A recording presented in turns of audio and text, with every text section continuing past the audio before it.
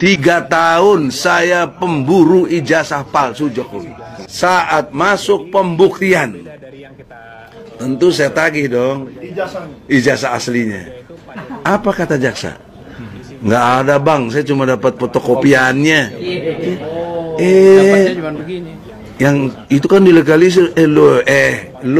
Lo kan ngadilin apa, menghadiri tokoh Profesor siapa saya lupa, kalau nggak salah dari UKI, ahli hukum pidana, tentang fotokopi bisa nggak jadi alat bukti. Ya nggak bisa, dia bilang.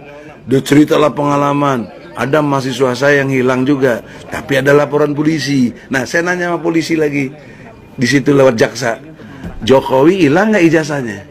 Ada laporannya nggak? Kagak ada. Berarti kan nggak hilang dong. Oke? Itu confirm itu. Terus gimana nih?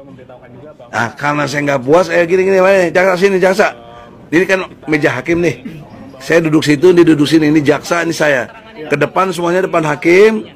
Saya perlihatkan Pak Hakim, gini. Ini ente anggap hakim ya.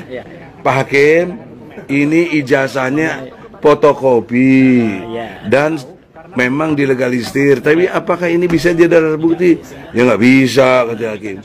Jadi gimana Pak Hakim penunjuknya? Yaudah nanti saya catat. Catat apaan? Kok dicatat? Ya, harusnya kan batal demi hukum sidang itu. Hakim itu memutus, bukan mencatat. Bukan catat. Dia nggak punya aslinya. Berarti tuduhan hoak, tuduhan menghebohkan masyarakat, tuduhan berita palsu, tuduhan kita menyampaikan tentang ijazah palsu tidak benar. Yang benar memang nggak punya ijazahnya. Ternyata tidak ada pasal 14 dan 15 Undang-Undang Nomor 1 tahun 46. Tidak ada. Dikesampingkan, diignore, diabaikan. Itu padahal yang tuduhan utamanya tentang ijazah palsu. Justru nggak ada.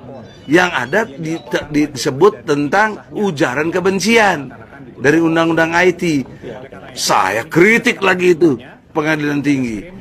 Ujaran kebencian itu menurut pasal 56A KUHP itu kan untuk agama.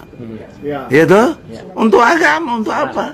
Terus di alasannya untuk sara, suku, agama, ras, antar golongan. Coba lu pakai otak, otak lu pakai. Apakah ijazah palsu soal agama? Apakah ijazah palsu soal golongan? Apakah ijazah palsu presiden itu soal ras? Kagak.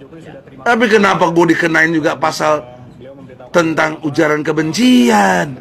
Jahat kau hakim lu.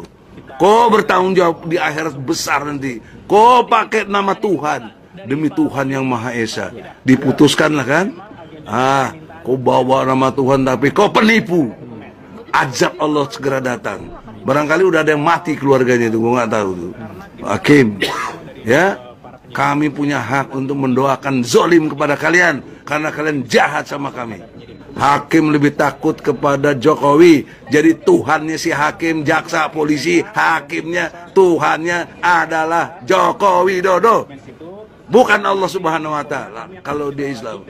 Bukan Yesus Kristus kalau dia Kristen. Tapi Tuhannya adalah Joko Widodo. Musyrik kok. Musyrik nggak diampuni oleh Allah.